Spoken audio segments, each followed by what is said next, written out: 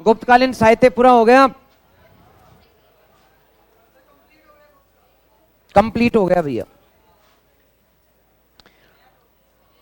तो आज हम लोग एक नया टॉपिक ले रहे हैं जिसका नाम है तमिल साहित्य।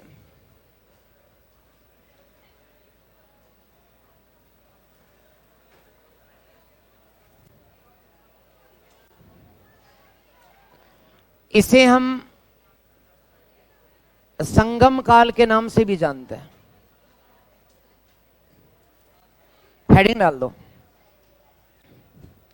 तमिल साहित्य या संगम काल। तो आज आपको तमिल साहित्य पढ़ाऊंगा मैं। गुप्तकाल खत्म हो गया बेटा। आपके सिलेबस में मैंने उस दिन लिखाया था क्या?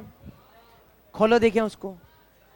अरे खोलो सिलेबस को जो आपने उस दिन लिखा था।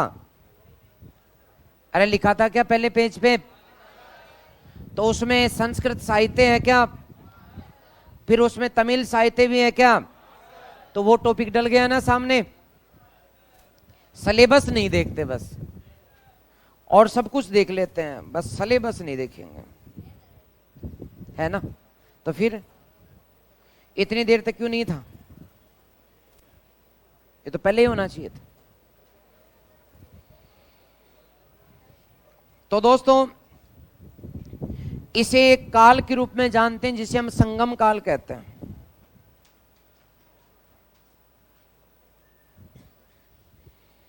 संगम काल की कहानी यूं है, ये उस भारत की कहानी है जिस भारत से हम सबसे कम परिचित हैं।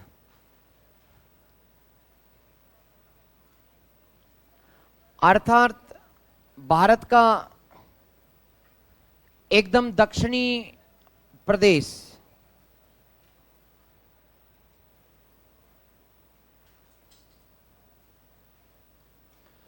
दक्षिणी या दक्षिणतम जो प्रदेश है जिसमें अनेक शासकों ने संगम साहित्य को जन्म दिया।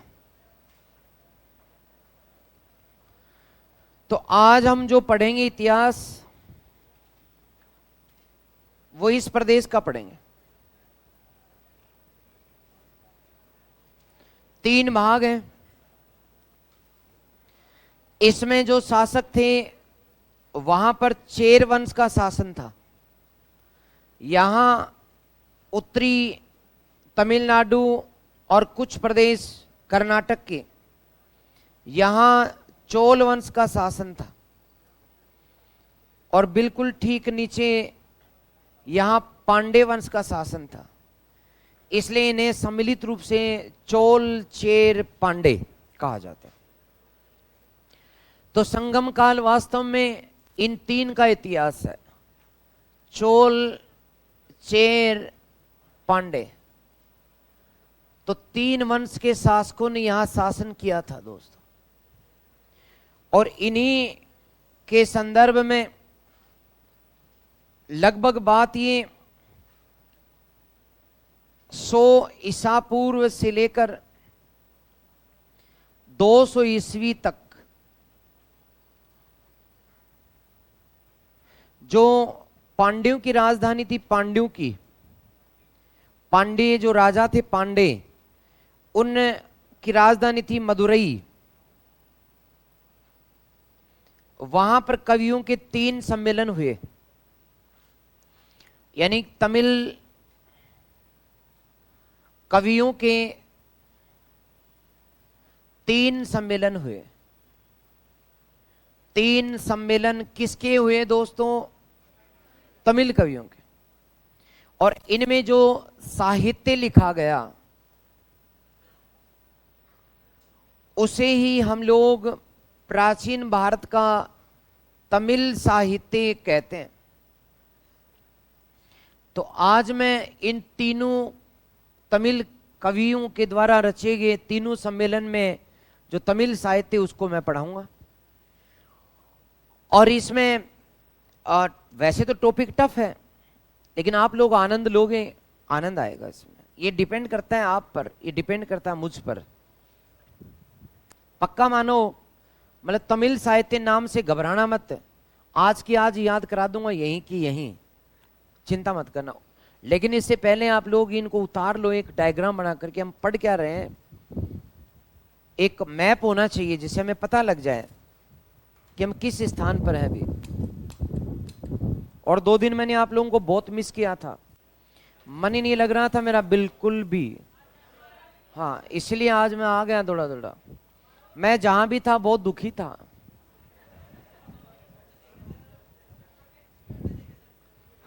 आपने देखा था ना दुखी मुझे। हाँ बस फिर ठीक है। हाँ जी, टेस्ट नहीं लिया क्या? मैं तो नहीं आया, लेकिन टेस्ट बना के गया तो वो आया नहीं टेस्ट। कोई बात नहीं, आ जाएगा। तैयार है ना आप? तैयार हो ना? बस तो फिर ठीक है। हाँ तो टेस्ट उतारो बेटा, मैप भी बनाओ बेटा, सारे बनाओ।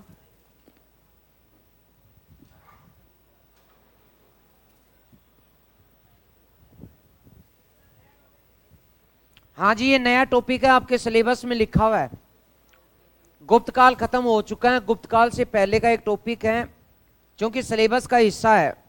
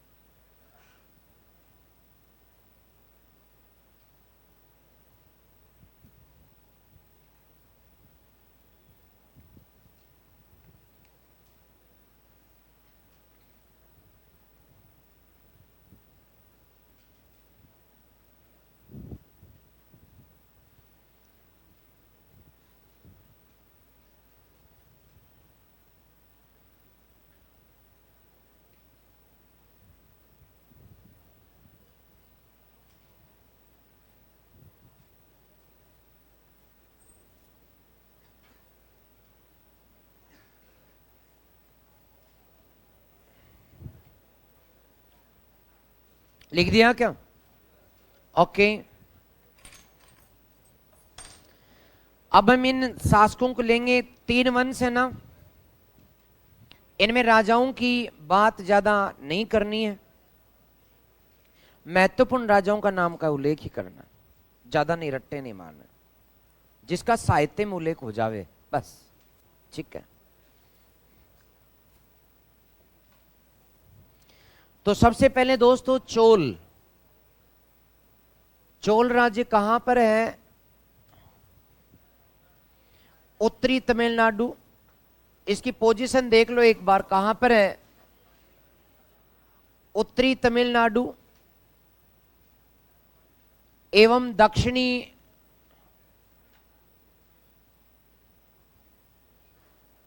दक्षिणी आंध्र प्रदेश, यहां पर यह स्थित था, ठीक है। इसकी राजधानी कहां थी? शाबाश, वेरी गुड। चोलों की राजधानी,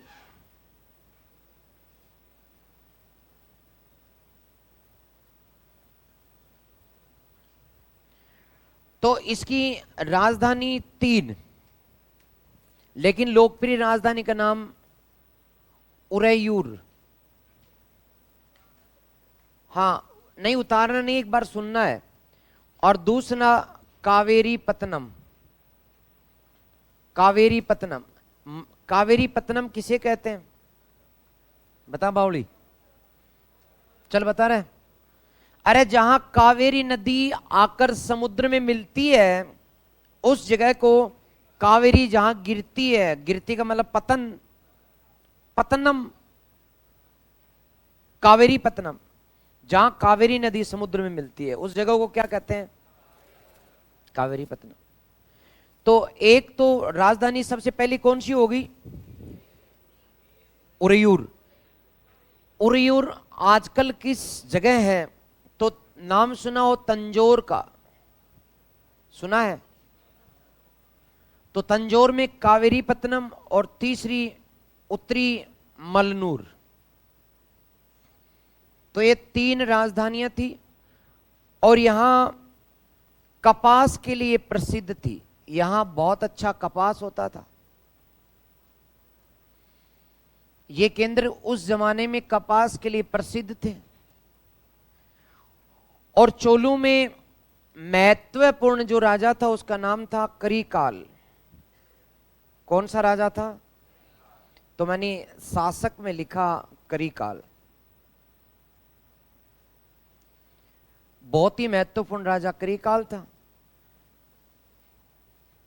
ठीक है, अब आप एक बार इसको मैप में भी देख लो। हम कहां की बात पढ़ रहे हैं, जिसे थोड़ा सा आपके दिमाग में आ जाए कि ये बातें कहां की चल रही है। मैंने डाला संगम काल,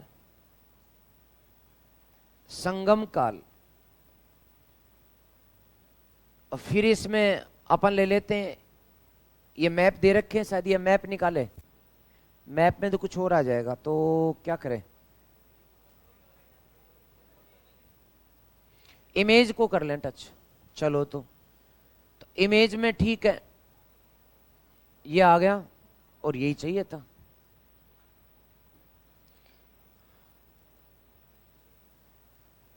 संगम साहित्य संगम मुख्य रूप से ये और तो सब कुछ आ गया, मैप नहीं आया। ओके ओके, तो ये चोल है दोस्तों, चोल। राजधानी दिखा रखी है उरयूर। इसमें एक दिखा रखी है, आपको सुमिलित करने में कावेरी पत्तनम भी आ सकती है, उत्तरी मलनूर भी आ सकती। नीचे पांडे, पांडे की राजधानी मदुरई। मैंने लिखाया था सही अभी आपको, मदुरई। जहां 3 संगम हुए थे ना, वहां मदुरई लिखा है, पांडे। तो निचले तमिलनाडु में, यानी निम्न या दक्षिणी तमिलनाडु में तो पांडे, उत्तरी में चोल है। चोल थोड़े थोड़े दक्षिणी आंध्र प्रदेश में भी है। और इधर वर्तमान जो केरल है वहां चेर है। केरल का नाम चेरल ही था, चेरल। और वहां से हमने चेरल को केरल कर दिया। वास्तव में केरल के लोग अपने आप को केरल नहीं बोलते, वो चेरला लिखते हैं आज भी। चेरल बोलते, चेर वाला प्रदेश चेरल। तो इनकी राजधानी मुसिरी थी, मुसिरी। कहां है मुसिरी? मुसिरी ये रही बेटा, मुसिरी। तो मुसिरी किसकी राजधानी है? केरल। केरल की नहीं है, केरल के, हाँ चेरू की राजधानी। केरल की राजधानी कहां है? तिरुवनंतपुरम या त्रिवेंद्रम, एक ही बात। पुराना नाम त्रिवेंद्रम, जिसे नया नाम तिरुवनंतपुरम। ठीक है, तो हम आज जो पढ़ रहे हैं इसको पढ़ रहे हैं, और यहां जो साहित्य रचा गया वो तमिल साहित्य है। आपका टॉपिक भी पूरा हो जाएगा, एक एक करके मैं आपको बता भी दूंगा।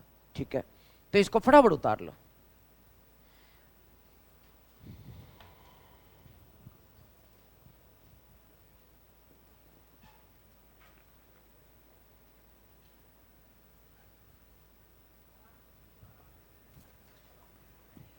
आराम हराम है, किसका नारा? ए, बावड़ो। जवाहरलाल नेहरू। आराम हराम है जवाहरलाल नेहरू।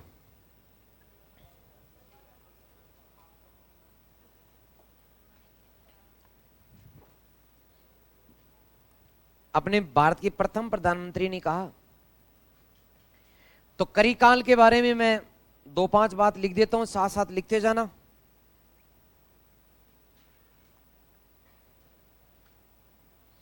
यानी लिख उतार देना रे। सर्वाधिक महत्वपूर्ण शासक था।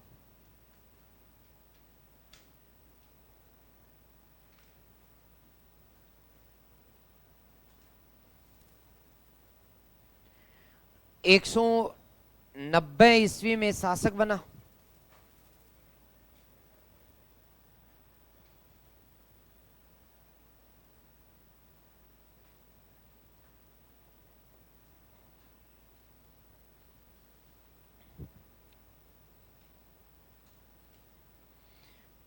कावेरी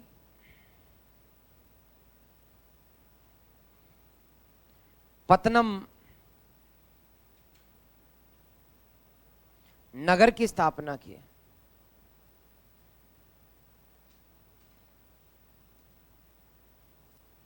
वेणी के युद्ध में, ये वेणी का युद्ध जो उत्तरी भारत में जिसे हम पानीपत का युद्ध कहते हैं ना, उससे भी ज्यादा लोकप्रिय युद्ध था ये, लेकिन आपने आज ही सुना है। वेणी के युद्ध में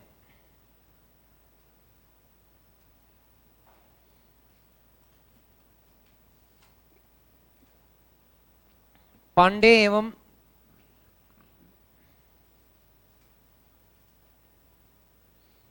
चेर शासकों को हराया।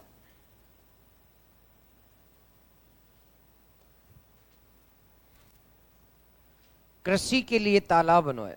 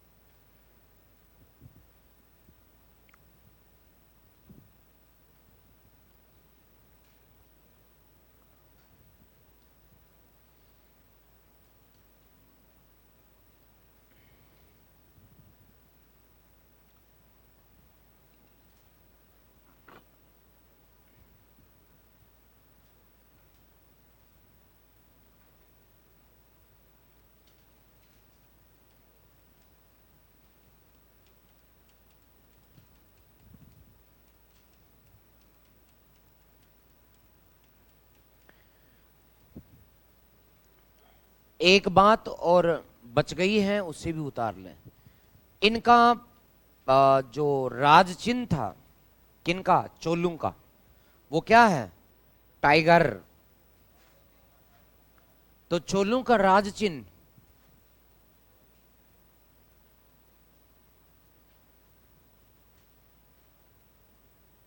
बाघ,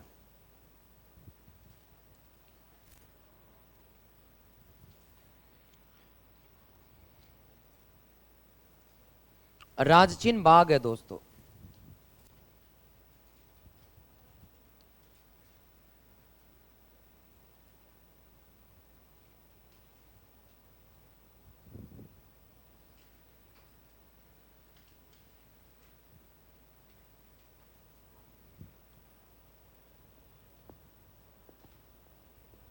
लिख दिया?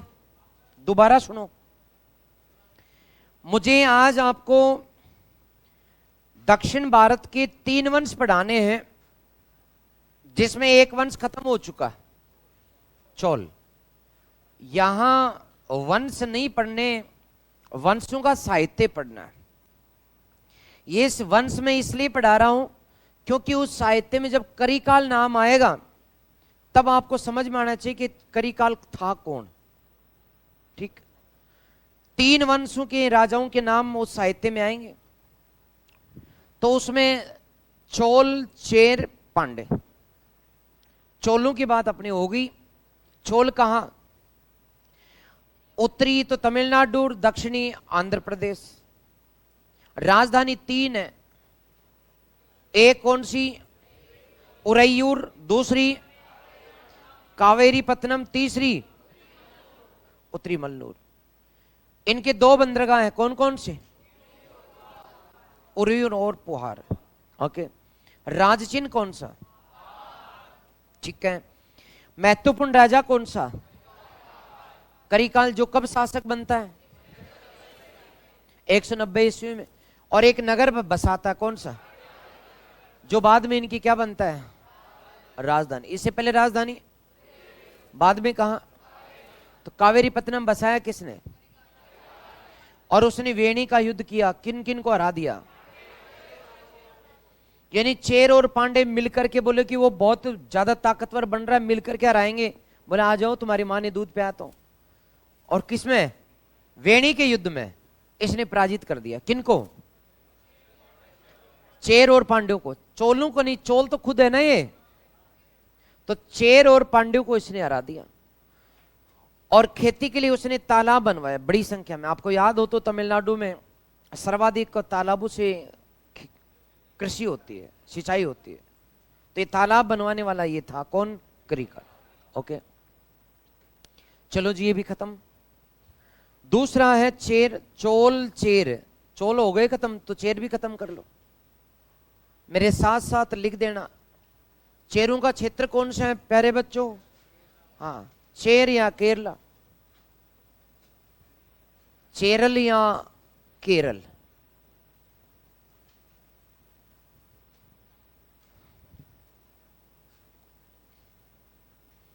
बहुत ही खूबसूरत जगह है वैसे केरला।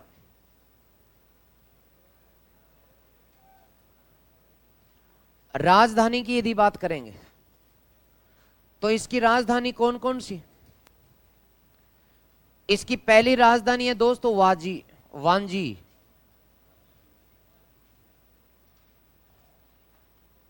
और दूसरी राजधानी है मुसिरी।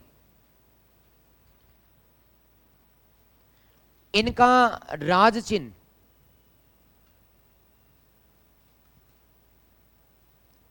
राजचिन्ह है दोस्तों धनुष।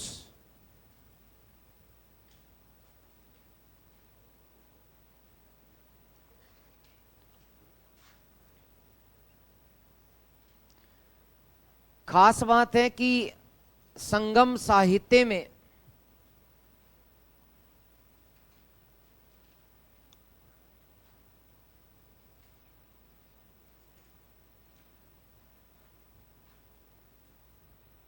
सर्वाधिक उल्लेख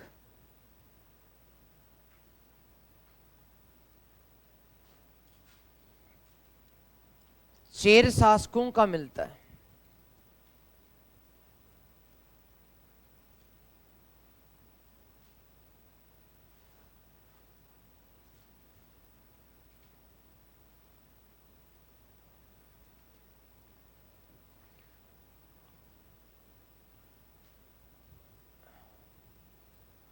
चेर शासकों का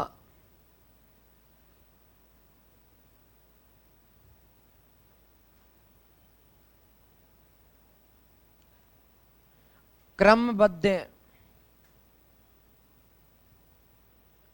इतिहास प्राप्त होता है।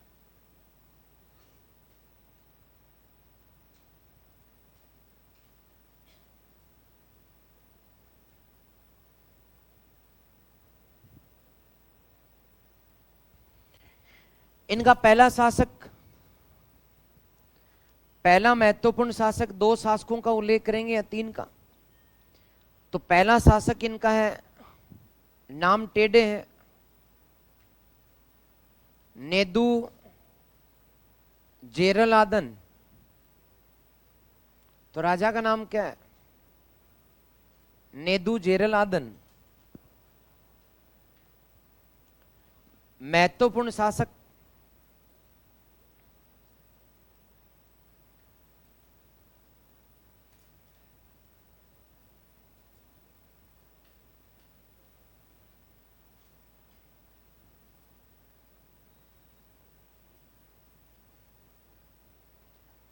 इसने हिमालय तक जीत हासिल की।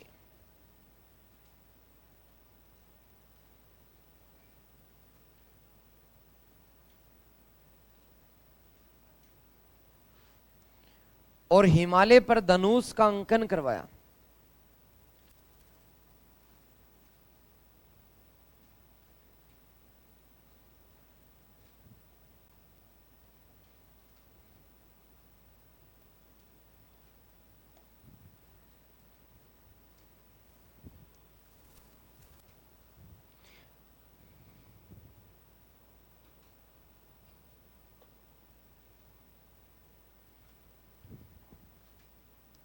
इसने यवन व्यापारियों को बंदी बनाया।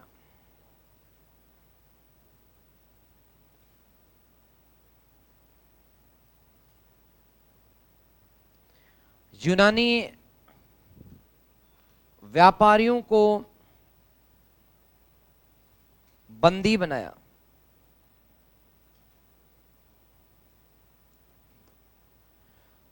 दूसरा शासक जो महत्वपूर्ण है उसका नाम है सेन गुटवन।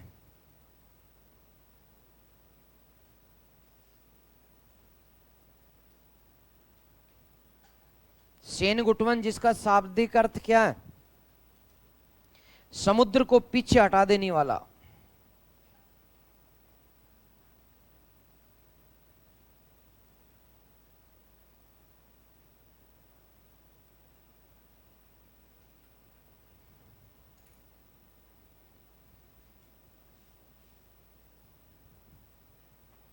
समुद्र को पीछे हटा देने वाला।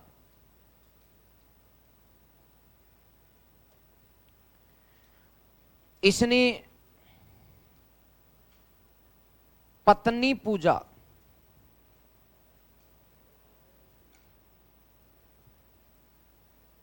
कणंगी पूजा। कणंगी का अर्थ है दोस्तों कौमारे देवी। तो पत्नी पूजा या कणंगी पूजा की शुरुआत की।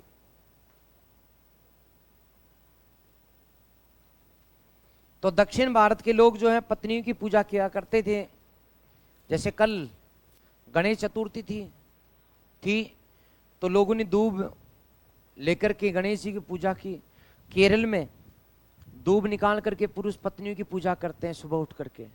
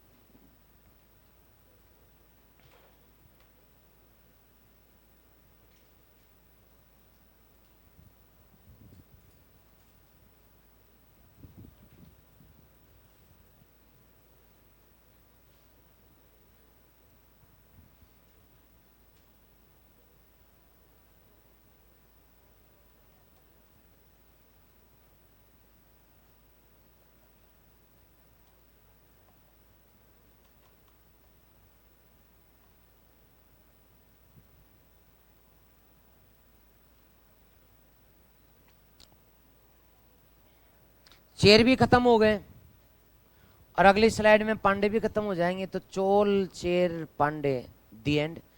टॉपिक बड़ा नहीं है, टॉपिक को समझना बड़ी बात है। लेकिन मैं, चूंकि आज तक तुमने इनका नाम भी नहीं सुना था, संगम काल का पहली बार नाम सुन रहे हो, पहली बार मैं नाम सुना रहा हूं। लेकिन देखना, हाँ जी, हाँ पहली बार तुम्हें याद हो जाएगा बेटा, चिंता मत कर, तू फटाफट उतार दे। उतार दिया क्या?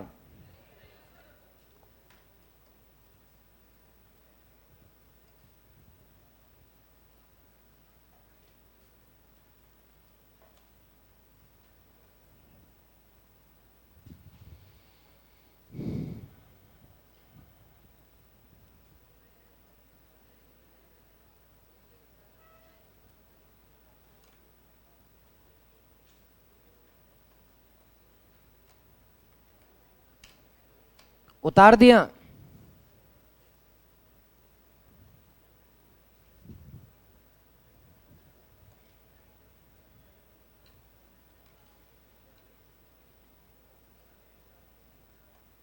सबने उतार दिया? दोबारा सुनो तो, ये चेर जो है ये चेरल में स्थित थे, केरल में स्थित थे। कहां? चेरल या, सिंपल बात है। राजधानी दो है, एक का नाम वांजिन और दूसरा मुसिर्री। राज चिन्ह क्या है? धनुष। संगम साहित्य में सर्वाधिक उल्लेख चेर शासकों का है। इन्हीं का क्रमबद्ध इतिहास, बाप से बेटा और बेटे से पोता। एलईडी तो बंद करें, ये छोरा मैं ढक्सू पकड़ूंगा बाद में। तो दोस्तों मैंने बताया कि इनकी राज चिन्ह पर धनुष है, सर्वाधिक क्रमबद्ध इतिहास इन्हीं का मिलता है, बाप का बेटा क्रमबद्ध। दो राजा हैं, कौन कौन से? नेदू जेरलादन। अरे छोरो एक बात बताऊं धन, या एलईडी रिमोट कंट्रोल मोबाइल को बनाकर बंद मत करा करो। जिस विद्यार्थी को ये दूसरी क्लास में भी हो रहा था पंगा, वहां बैच नंबर 2 ऊपर, अब उन्होंने वो एक मशीन लाए हैं धर्मेंद्र सर, जिसमें ये पता लग जाता है कि किस मोबाइल से बनाया गया था, और उन्होंने वहां वो पकड़ लिया उससे कि मोबाइल कौन से का था। और उसे आते ही जो है ना, उसे उठा करके घर वालों को बुलाया, बड़ा नाटक हुआ था। और उसके पिताजी भी खुर्रार थे, फौजी थे लड़के के, तो उसने वहीं पर पटक के लातों से देह, मतलब अपने जहां फीस काउंटर है वहीं पर जूतों से ढंग से धुन दिया। बोले तेरे को इसीलिए पढ़ाने भेजा था क्या?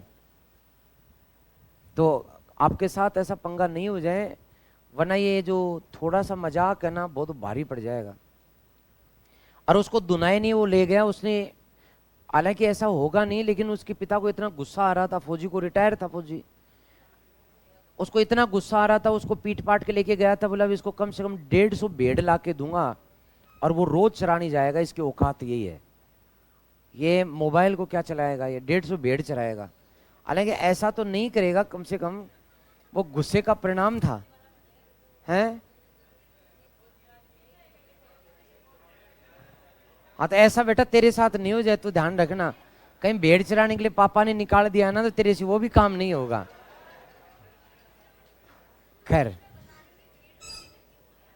भेड़ महंगी होती तो चरा ले फिर। हाँ अच्छा, तो किसी और के लिए क्यों कहते हो फिर? बहुत महंगी आती है, लेकिन बेटा भेड़ चराना भी बहुत अच्छा शौक है। खैर अब बात को खत्म करो। बिल्कुल है बेटा, मेरे को एक्सपीरियंस है भेड़ चराने का।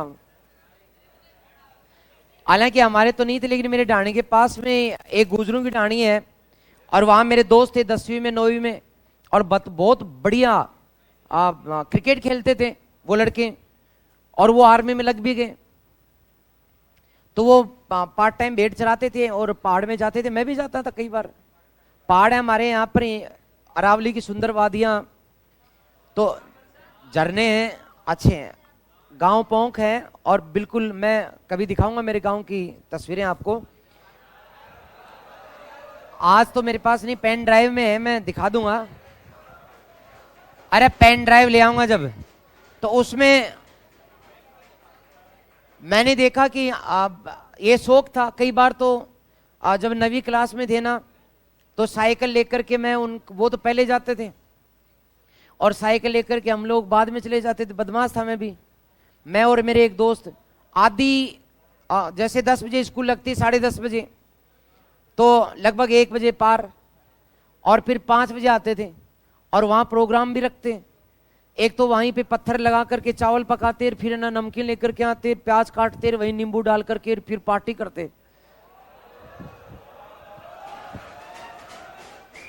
तो था यार, ठीक है।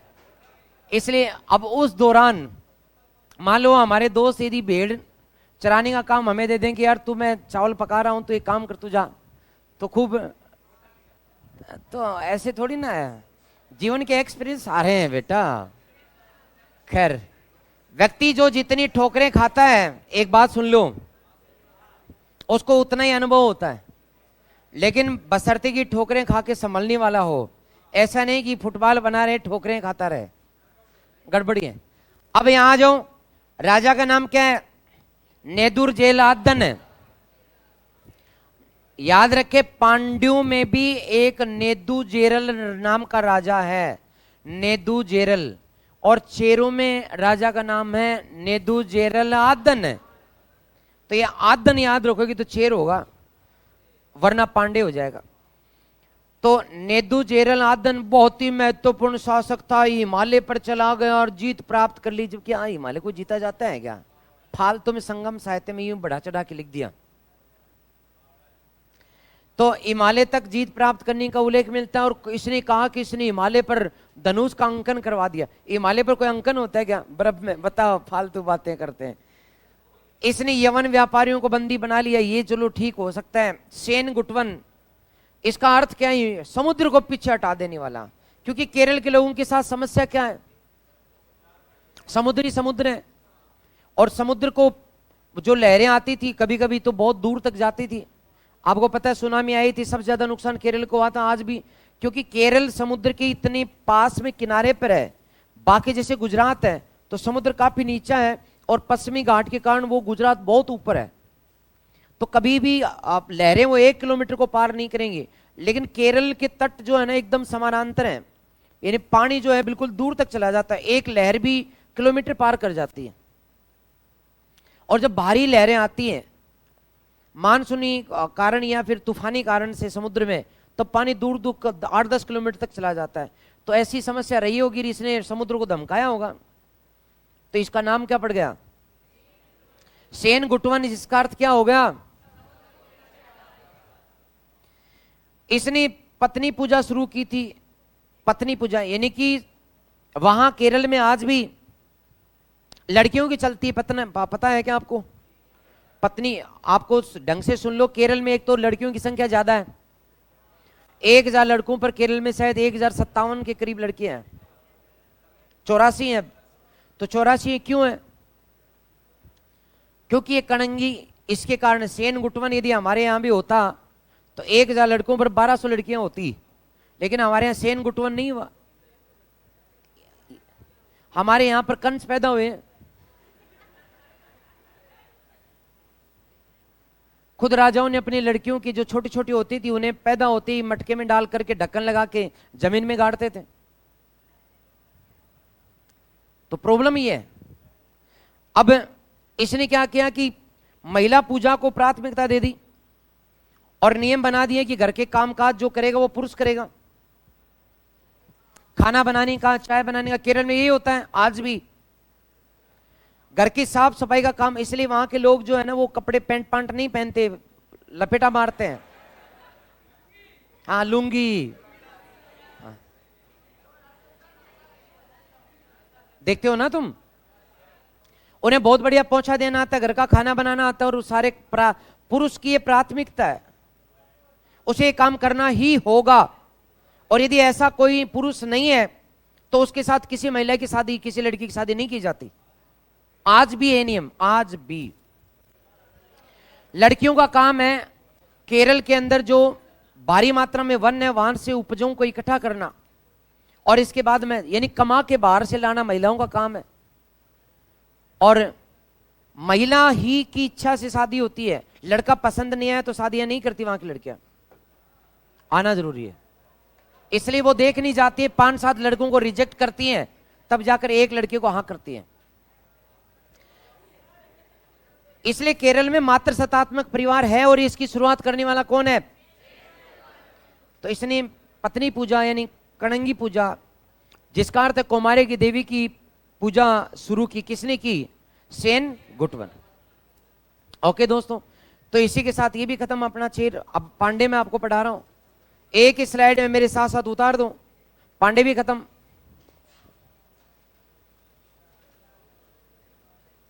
अच्छा, आप में से कई सोच रहे हैं केरल चलेंगे, खाना बनाना सीख लो पहले, झाड़ू पोछा सीख लो पहले।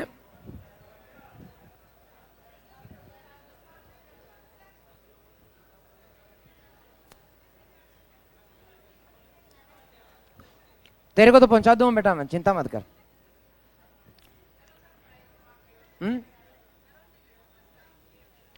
तन्ने भी साथ पहुंचाऊं?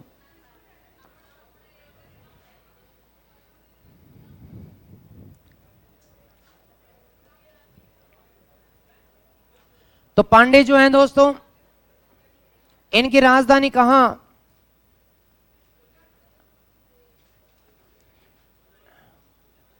एक राजधानी का नाम Korkai,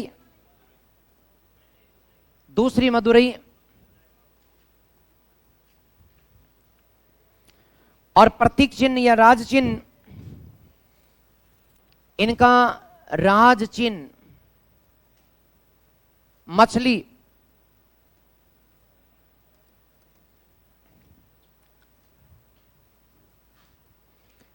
Periplus, Periplus of Erythraean सी।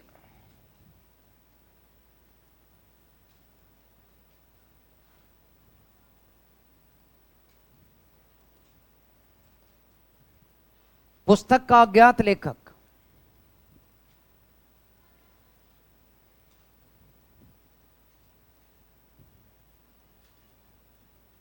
अज्ञात लेखक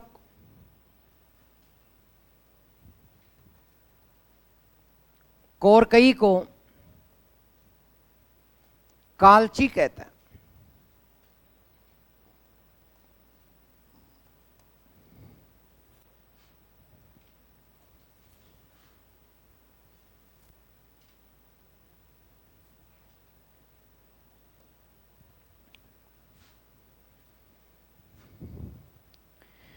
मेगास्थनीज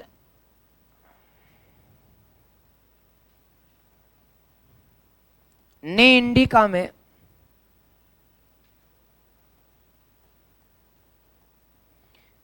मेगास्थनीज ने इंडिका में लिखा, क्या लिखा? कि पांडे राज्य में हेराक्लीज की पुत्री शासन करते थे।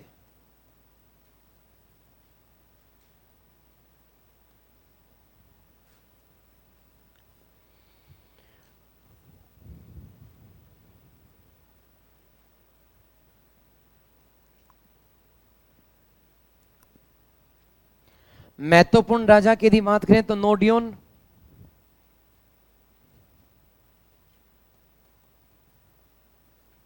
नोडियन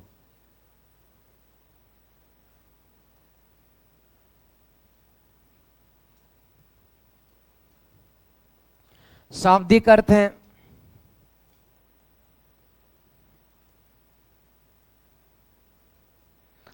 लंबे कद वाला, लंबे कद वाला, नोडियन, नोडियन, नोडियन। इसने समुद्र की पूजा प्रारंभ की।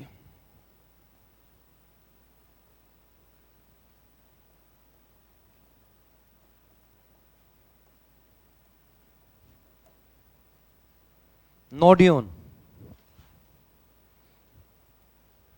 और एक नदी भी बनवाई थी जिसका नाम है पहरुली।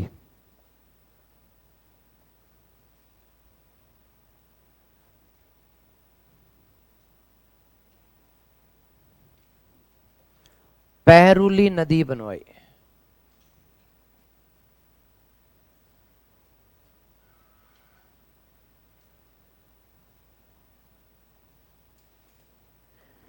तो शासक नंबर 1 कौन सा हो गया? नोडियन।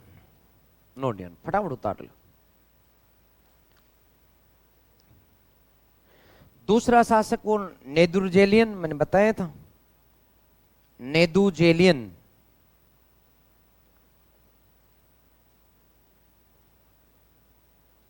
नेदुजेलियन।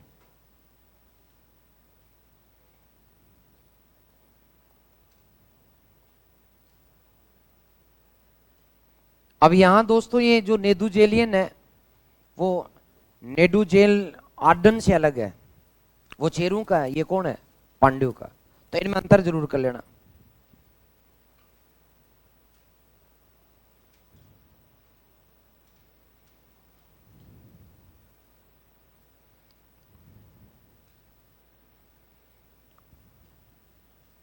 लिखा दूंगा इसमें भी। हाँ जी जी। पहरुली, पहरुली, पैरुली। क्या पैरुली? कपड़े।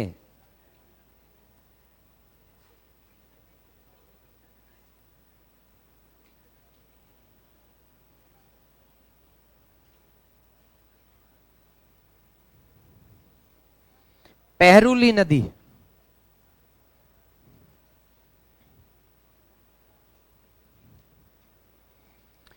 तो तलैया लिख सकते हो तो लिखो, देखें लिख दोगे तो लिखो तलैया लंगानम के युद्ध में। लिख नहीं सकते, दिक्कत यही है। तलैया लंगानम के युद्ध में चेरू और चोलू को हराया। लिख दोगे? नहीं लिख सकते तो मैं लिख रहा हूं। तो युद्ध कौन सा है?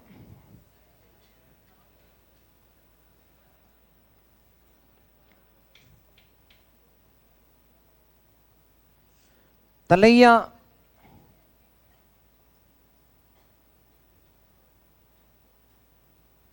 लंघानम के युद्ध में चेरू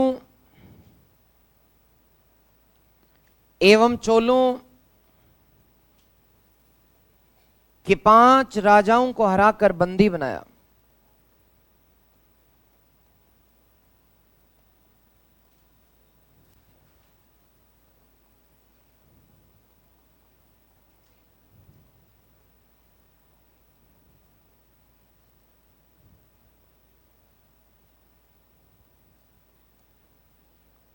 इसमें 2 बातें और हैं जो यहां जगह नहीं है, आप फटाफट यहां तक उतार लो।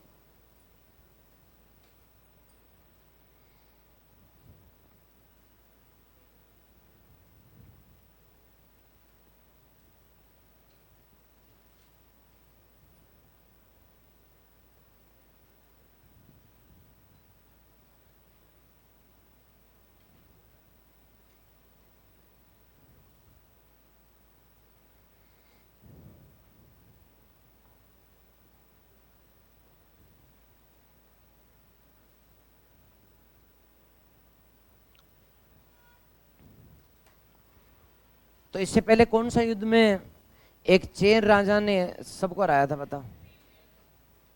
वेणी का युद्ध। वेरी गुड, होशियार है बेटा तो। चलो ये कौन सा युद्ध है? तलैया लंघनम।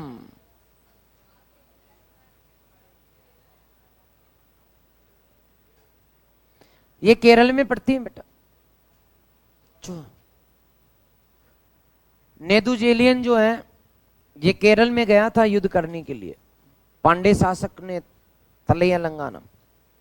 लेकिन आप लोग ये मत याद रखो कहाँ पड़ती, क्योंकि आप वहां का जगह का पता नहीं है, तुम खो जाओगे। इसे बस इतना याद कर लो कि तलैया लंघनम कहाँ, बस। इस बात का पता कहाँ लगता है कि इन्होंने तलैया लंघनम के युद्ध में चेरूर चोलों के 5 राजाओं को हराया था और 6 शासकों को बंदी बनाया था। तो इसका उल्लेख एक पुस्तक है, मदुरई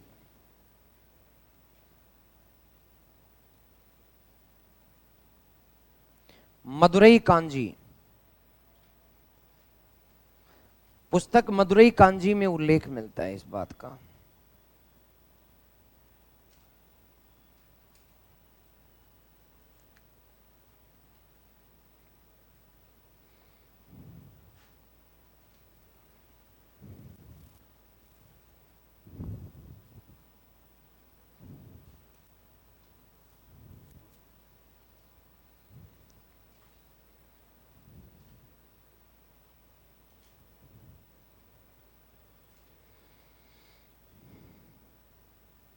तो मैं अगली बात लिख रहा हूं।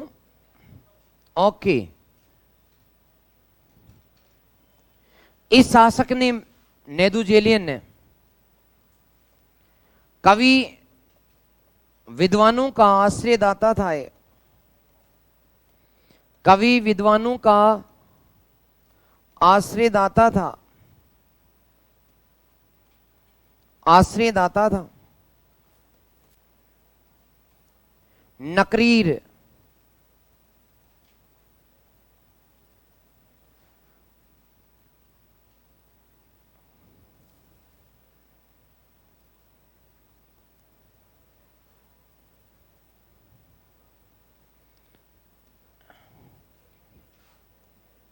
नकरीर एवं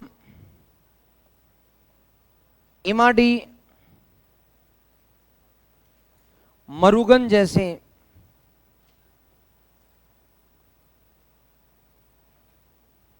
विद्वानों को संरक्षण दिया।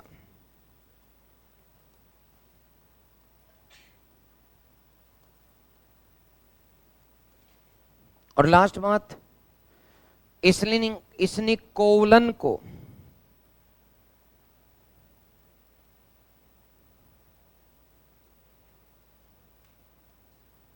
मृत्युदंड दिया।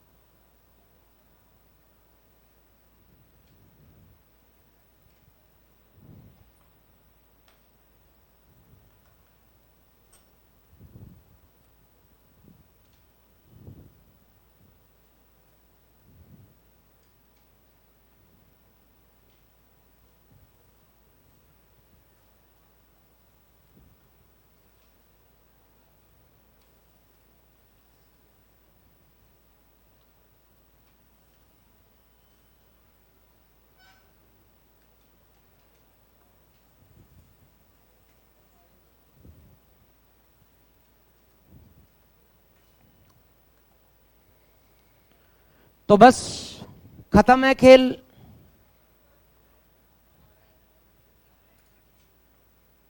यानी अपना संगम काल जो है उसके 3 वंश खत्म है। संगम काल के तीनों वंश एक बार दोबारा देखना है आपको।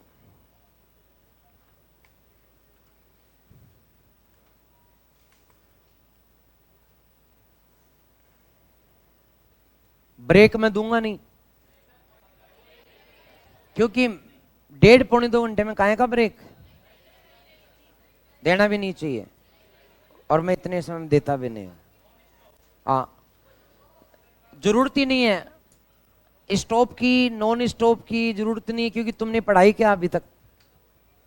कछु ना पढ़ा। मैंने तुम्हें आज ये बताया बस।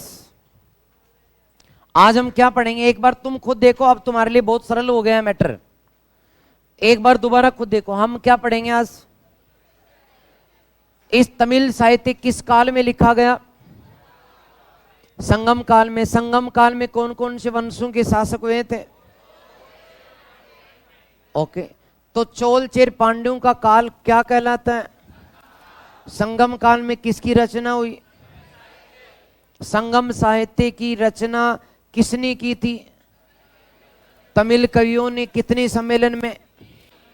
3 सम्मेलन में जो साहित्य रचा उसे क्या कहा जाता है? तमिल साहित्य जो है वो किस काल में रचा गया? ओके, बहुत बढ़िया। संगम काल में 3 वंश, ऊपर की ओर कौन सा है? उसके नीचे दक्षिणी और इसके साथ पश्चिमी। ये लो, तुम्हें लग रहा है ये तो हंसी की बात है। हमें उस समय तो हम लिख रहे थे, डायग्राम बना रहे थे, अब दूसरी बार में एकदम समझ में आ गया। अब मैंने बताया था कि 3 वंश हैं इसमें, तो 3 वंश जो है उसमें सबसे पहले अपने चोल की बात की। चोल वंश उत्तरी तमिलनाडु और दक्षिणी आंध्र प्रदेश। राजधानी 2 है, 3 है, सॉरी 3 है। कौन कौन सी? तो एक उरुयूर यानी वर्तमान तंजौर, दूसरी कावेरी पत्तनम और तीसरा उत्तरी मलनूर।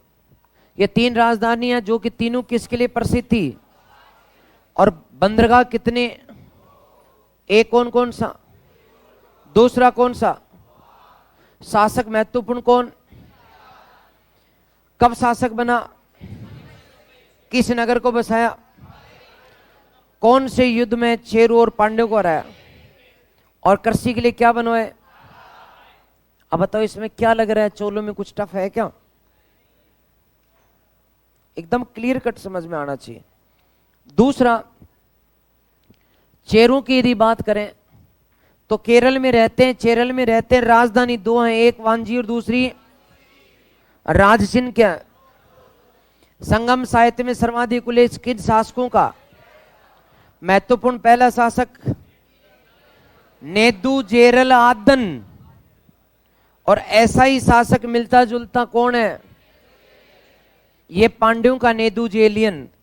और नेदू जेलन आडन ये कौन है? चेरू का। अब ये जो चेर शासक नेदू जेरल आडन है, ये सर्वाधिक महत्वपूर्ण शासक है। हिमालय तक जीत हासिल करता है, हिमालय पर धनुष चिपका करके आता है। हालांकि बर्फ में क्या खाक चिपकाएगा, एक दिन चिपका भी देगा, दूसरे दिन बर्फ में फिर धुल जाएगा, पिघलती रहती है, गिरती रहती है। लेकिन मूर्ख बनाने की बात है जी। यवन व्यापारियों को बंदी बनाया। और फिर अगला शासक कौन है? जिसका अर्थ क्या है? किसकी पूजा शुरू करवाई? ओके, अब दोस्तों मैं यदि चोल आपसे पूछता हूं, अब तक जो मैंने पढ़ाया आपसे पूछता हूं, मेरी तरफ देख करके तुम बोलो, मेरी तरफ देख करके बोलो। आज हम तमिल साहित्य पढ़ेंगे। तमिल साहित्य किस काल में लिखा गया? संगम काल में। संगम काल किन शासकों का? Very good. वर्तमान केरल में कौन से शासक? वर्तमान उत्तरी आंध्र प्रदेश, दक्षिणी आंध्र प्रदेश, उत्तरी तमिलनाडु और दक्षिणी तमिलनाडु। Very good. यदि हम चोलों की बात करें, चोल शासक, तो चोल शासकों का क्षेत्र कौन सा है? उत्तरी तमिलनाडु, दक्षिणी। राजधानी 3 है, एक उरियूर, दूसरी, तीसरी उत्तरी मलनूर। Very good. और इनका राज चिन्ह क्या है? Very good. पहला और महत्वपूर्ण शासक करिकाल। कब शासक बना? कौन से युद्ध में? तीनों को, दोनों को हराया? वेणी के युद्ध में हराया। और इसकी खास बात बताओ। कावेरी पत्तनम की स्थापना की और सिंचाई के लिए क्या बनवाए? तालाब बना दिए। ये लो खत्म। अब इसके बाद यदि चेरों की बात करें, चेरों की, तो चेर किस जगह? राजधानी 2 वांजी एंड मुसिरी। और राज चिन्ह क्या? धनुष है। Very good, very good, very good. Sangam साहित्य में सर्वाधिक किन शासकों का उल्लेख? चेर शासकों का उल्लेख जिनका इतिहास क्रमबद्ध रूप से मिलता है। पहला महत्वपूर्ण शासक नेदुजेलियन आर्डन। क्या खास बात है इसकी? हिमालय तक जीत कर रहा है, धनुष अंकित करवा रहा है, और साथ में यवनों को, व्यापारियों को, बहुत बढ़िया। दूसरा शासक कौन है? सेन गुटवन, जिसका अर्थ क्या है? खास बात, पत्नी पूजा, कणंगी पूजा, कुमारी की देवी कणंगी की पूजा, पत्नी पूजा। ठीक है, तो ये तो तुमने तो सारा का सारा ही बता दिया। इतना तो उत्तरी भारत को भी नहीं पढ़ा जितना तुमने दक्षिणी भारत को पढ़ डाला। पांडे रह गए, रहेंगे क्यों? जाएंगे कहाँ? एलो पांडे, आ जा रहा पंडा, ये आ गया पांडे। तो पांड्यों की राजधानी कहां कहां है दोस्तों?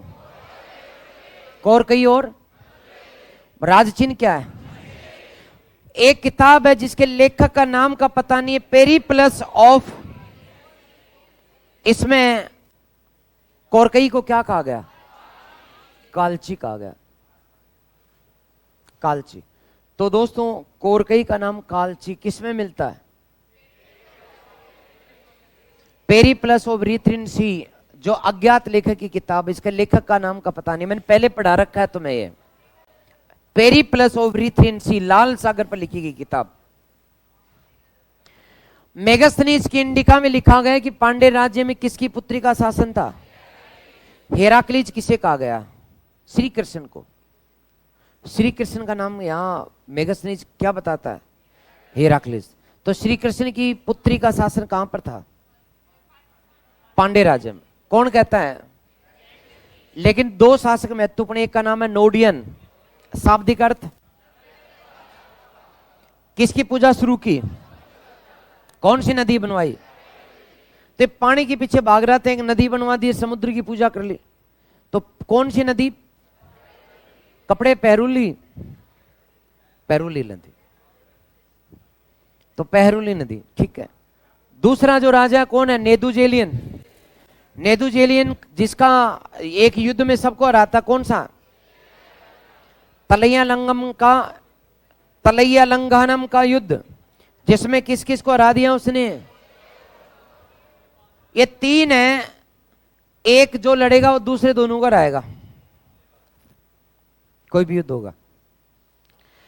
साथ में एक कवि और विद्वानों का आश्रयदाता था दोस्तों। इसके समय कौन कौन से आश्रयदाता, कौन कौन से इसके आश्रय पाते थे? नकरीर और इमाड़ी मरुगन। इमाड़ी मरुगन, इमाड़ी मरुगन, इमाड़ी मरुगन। और साथ ही इसने किसको मृत्युदंड दे दिया? तो अब बताओ जरा कि बताओ पांडे जो हैं किस क्षेत्र में रहते थे? दक्षिणी तमिलनाडु। राजधानी नंबर 1 कोरकई को पेरिप्लस ऑफ इरीथ्रियन सी के अज्ञात लेखक ने क्या कहा? यहां दूसरी राजधानी कौन सी? मदुरई। इन पांडे में मेगास्थनीज ने पांडे राजाओं का उल्लेख करते हुए लिखा क्या? कि पांडे राज्य में हेराक्लीज की पुत्री शासन करते। Very good. यदि महत्वपूर्ण यहां का राज चिन्ह देखे तो क्या है? मछली। Very good.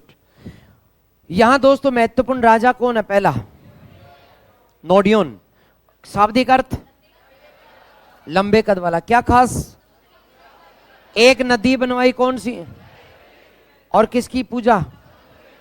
दूसरा राजा नेदुजेलियन। वेरी गुड, शाबाश, होशियार है बेटा। नेदुजेलियन ने कौन से युद्ध में? तलैया लंघनम के युद्ध में किसको हराया? चेर एवं दोनों को हरा दिया।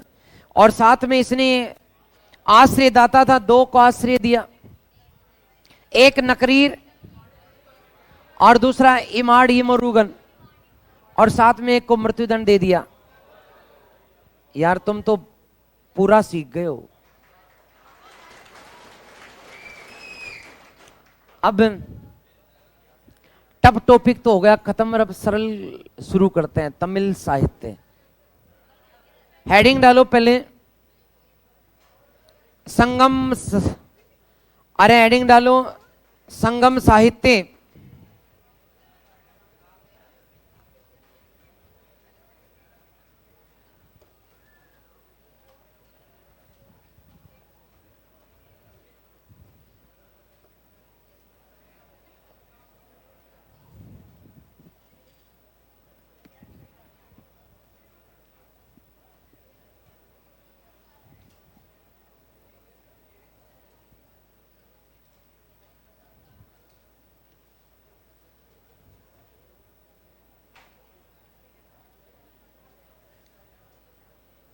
ध्यान से सुनो, सुन रहे हो ना? उतारना मत। मैं संगम काल या तीन संगम या तीन तमिल संगम की मैं हेडिंग डाल रहा हूं। उतारना मत। मैं तुम्हें कुछ याद कराने और समझाने की कोशिश कर रहा हूं। दोस्तों, कितनी संगम हुए? संगम का अर्थ सम्मेलन। किसका सम्मेलन? कवियों का, विद्वानों का। तो कितनी सम्मेलन हुए? सबसे पहले पहला जो संगम हुआ वो दोस्तों मदुरई में हुआ। मदुरई किसकी राजधानी? पांड्यों की। इसकी अध्यक्षता तीनों की किसने की थी? तो अध्यक्ष नाम ऊपर लिख रहा हूं, ये स्थान है। अध्यक्ष यहां पर साहित्य।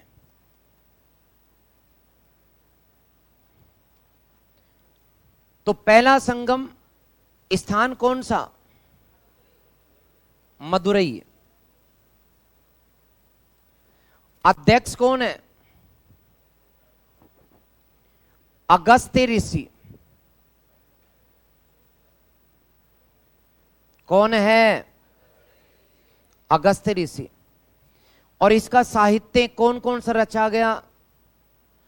बहुत सारा साहित्य रचा गया था, लेकिन कोई भी साहित्य प्राप्त नहीं है।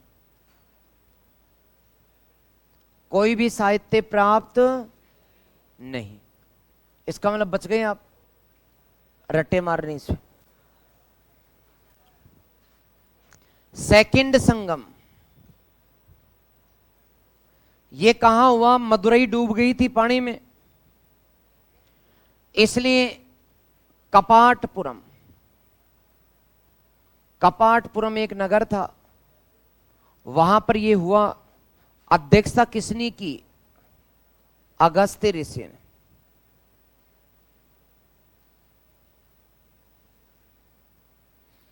इसमें कौन सा साहित्य? एकमात्र ग्रंथ, एक ही ग्रंथ प्राप्त, और ग्रंथ का नाम है तोलकापियम।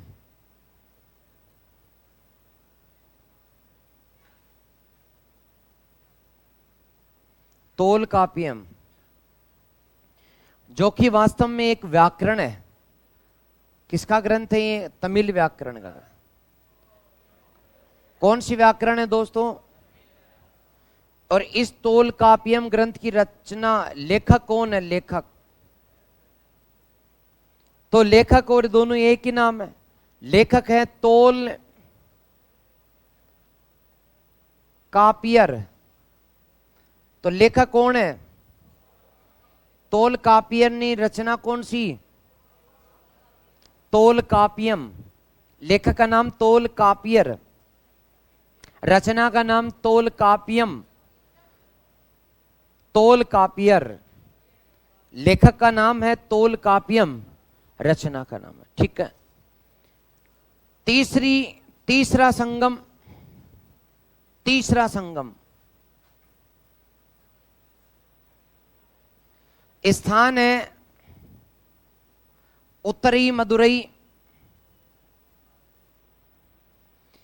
इसकी अध्यक्षता किसने की? नकरीर ने। अभी पढ़ाया था मैंने नकरीर।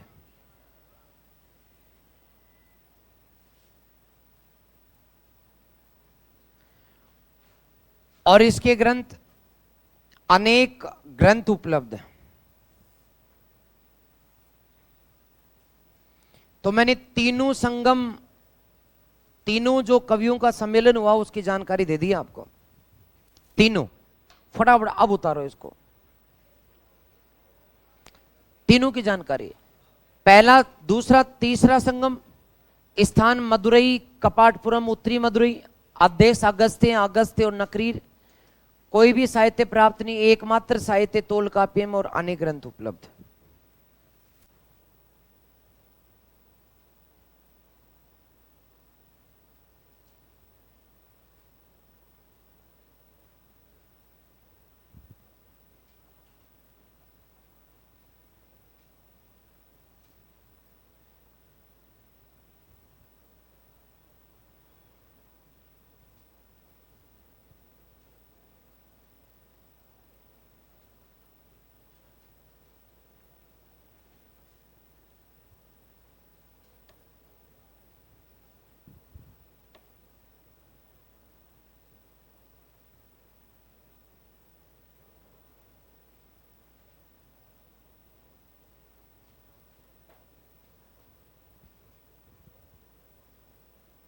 लिख दिया क्या?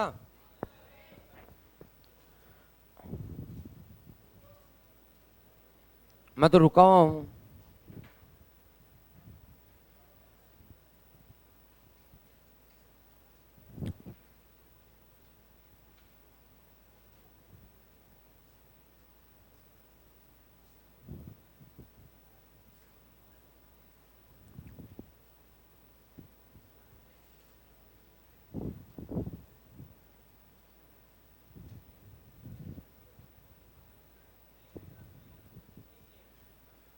अरे अब तो लिख दिया।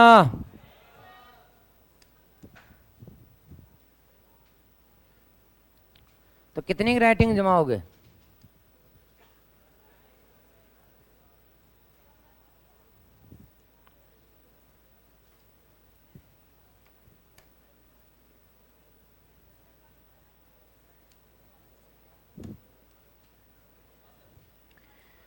तो दोबारा सुनो रे।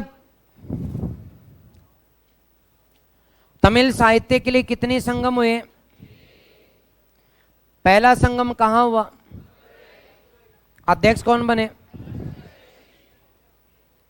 और इसमें कितनी रचेगी रचनाएं उपलब्ध हैं? कोई भी नहीं। दूसरा संगम कपाटपुरम में हुआ, अध्यक्ष कौन थे? इसमें कितनी रचनाएं प्राप्त हैं? एकमात्र कौन सी? रचनाकार कौन थे? तोल कापियम किसकी रचना है? तोल कापियर की। और ये इसमें किसका वर्णन है? तमिल व्याकरण का। किसका वर्णन है? तमिल व्याकरण का। तीसरा संगम कहां हुआ?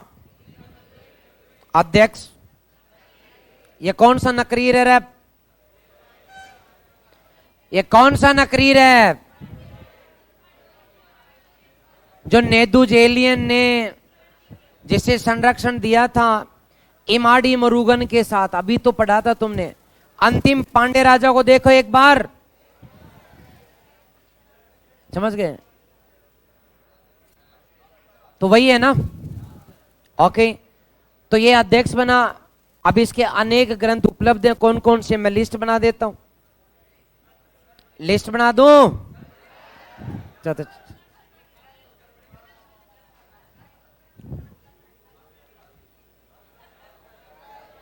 पक्का कल?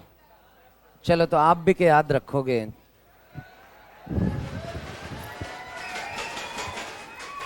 अरे अब बस है, कोई ना। ओके दोस्तों, मिलते हैं कल।